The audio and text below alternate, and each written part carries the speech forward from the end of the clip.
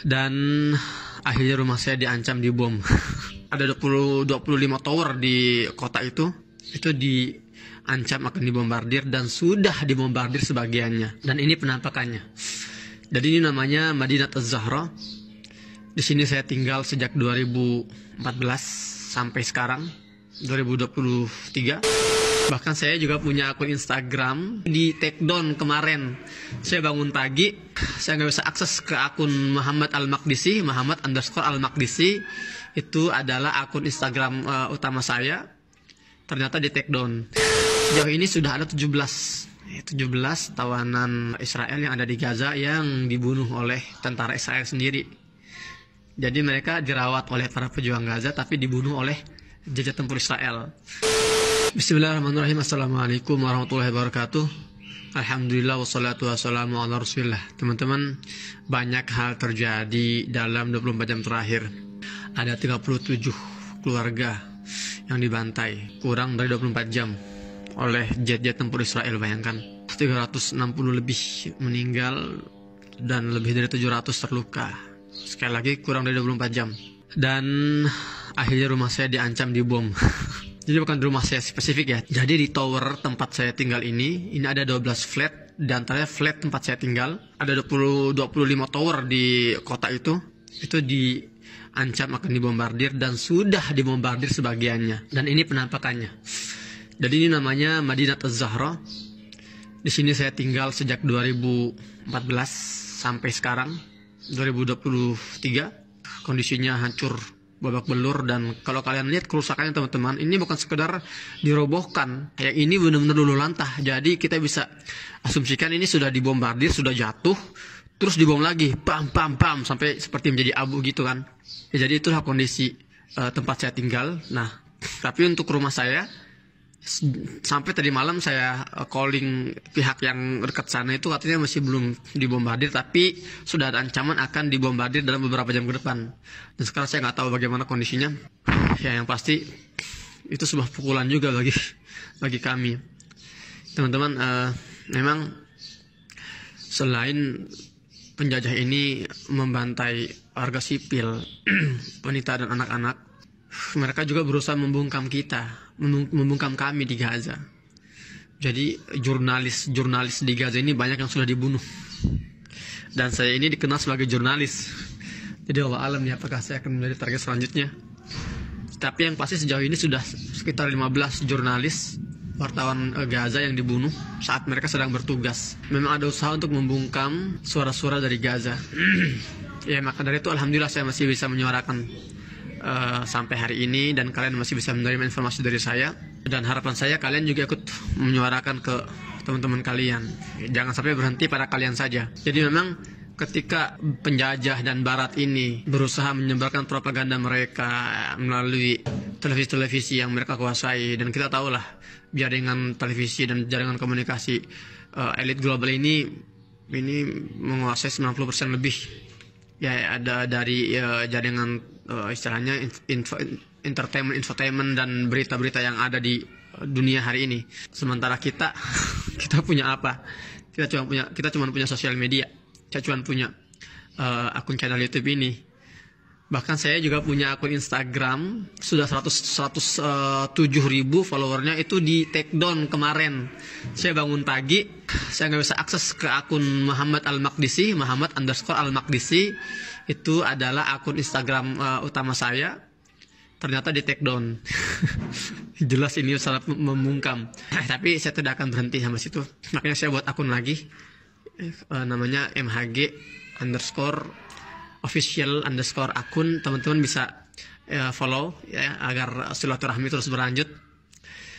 Artinya tugas kita totalitas. Kalau mereka totalitas dalam menyebarkan propaganda kebohongan mereka, maka tugas kita juga totalitas untuk menyebarkan kebenaran dari pihak kita. Karena itulah perjuangan kita hari ini. Karena itulah jihad kita hari ini. Jihad media, ya, jihad jurnalistik, ya, jihad komunikasi. Nah, teman-teman, jadi rumah saya sudah diancam untuk dibombardir dan akun Instagram saya sudah di take down. Tapi saya tidak akan berhenti berjuang. Perkembangan baru, teman-teman, jadi tadi sudah saya sampaikan dalam kurang 24 jam sudah sekian banyak yang meninggal. Jadi totalnya dalam 14 hari agresi militer Israel ini sudah 4.200 yang meninggal lebih ya, dan sudah 14 ribuan lah yang terluka. Dan ini masih akan terus bertambah. Serius, ini memang benar-benar kalap mereka ini. Zionis ini kalap banget. Mereka ini depresi, nggak bisa mengalahkan Hamas, mengalahkan para pejuang-pejuang Gaza. Jadi mereka membantai, membunuh sipil. Nah teman-teman, antum ingat ya, rumah sakit Medani yang dua hari yang lalu itu dibombardir, 600 lebih meninggal sekali serangan.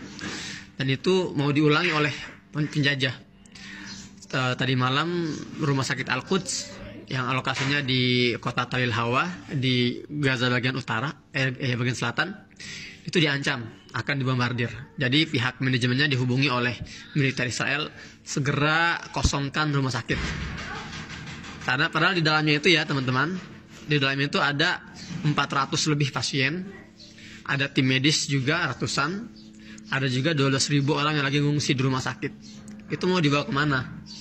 Dan mereka diancam untuk dibombardir kalau tidak mau mengevakuasi diri. Nah, juga saya dapat kabar pihak UNRWA ini lembaga resmi ya PBB yang beroperasi di Gaza untuk pengungsi. UNRWA ini kemarin merilis sebuah statement bahwa pihaknya dipaksa untuk mengevakuasi atau mengosongkan 5 sekolahan.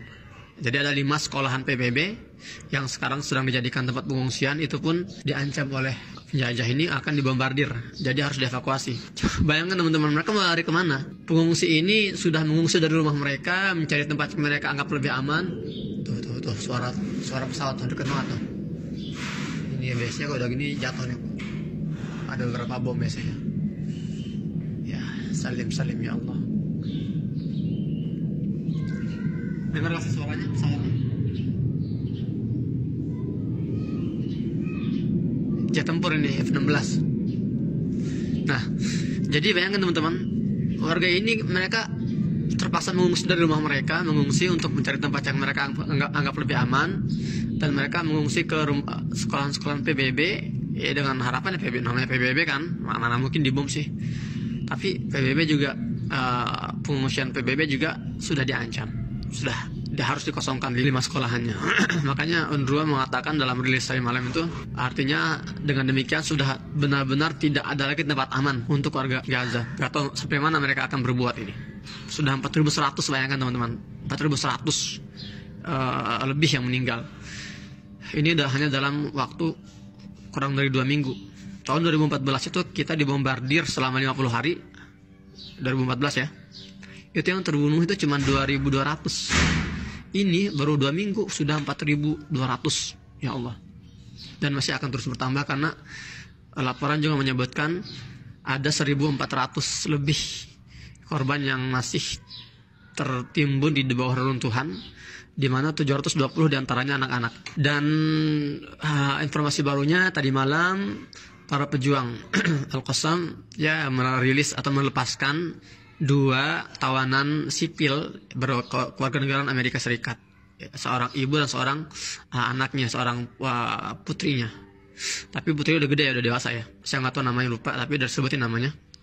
Dan itu langsung disampaikan oleh juru bicara Al-Qassam, Abu Ubaidah. Itu langkah yang sangat cerdas.